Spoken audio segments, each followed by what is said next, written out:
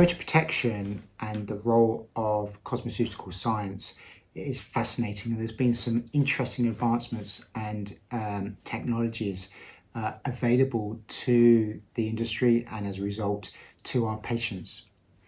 What's very interesting is that only until recently the whole concept of an SPF was thought to be specifically to minimize the risk of skin cancer. But what we now know is that SPF is probably the single biggest method of anti-aging out there, and in actual fact the cheapest perhaps. So use of SPF, high quality sunscreen, is the single biggest maneuver that you can do to try and minimize the aging process. And there's been a huge advance in SPF technology over recent years, and we know now that the solar constant is something which is not just related to the ultraviolet radiation, ultraviolet A and ultraviolet B, but also the concept of high energy visible light, or indeed infrared. And we know that these energy forms can also cause damage to the skin, which can then lead to aging as well.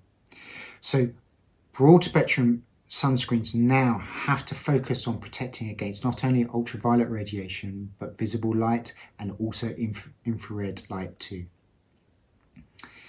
We've also seen with sunscreens that the development of so-called superfluids has been a tremendous advance in SPF and photoprotection. And one of the pioneers of this whole concept of superfluids was a company called Rationale in Australia, who are really one of the leading lights in photoprotection technology globally.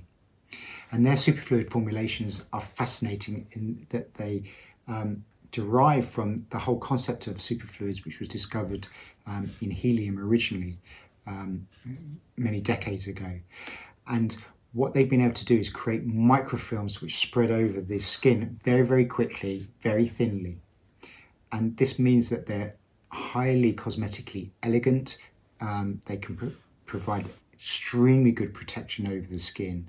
And also, these formulations allow the addition of other active ingredients such as antioxidants, solar protective botanicals, etc., which can also help guard against the deleterious effects of the sun. So an example of this is the so-called B3T sunscreen, which has vitamin B3, antioxidants, Australian solar botanicals, as well as protection against ultraviolet radiation, infrared, and visible light. There are also lots of other really exciting immune protectants that we now know benefit our skin. Perhaps one of the most exciting and prevalent areas that we've been looking at is the role of vitamin B3. Now, vitamin B3 is otherwise called niacinamide. And whilst we've known about vitamin B3 for many years, what's really interesting is that there's a lady called Professor Damien from Australia, who's been investigating the role of vitamin B3 as an anti-skin cancer agent and because of its immune protective properties. And in actual fact, they and both Professor Damien and her group have shown that vitamin B3 is extremely powerful in preventing against skin cancer. And they published in the New England Journal of Medicine to show that oral vitamin B3 can actually help prevent against skin cancer, which is a very exciting finding.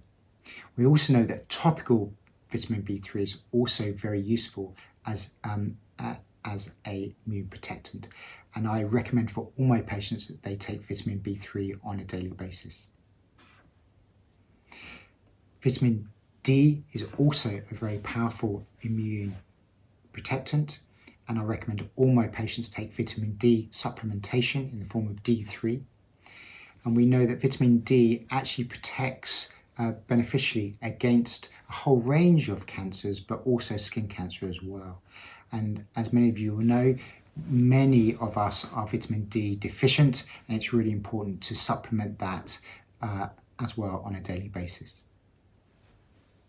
There are many other important immune protectants as well.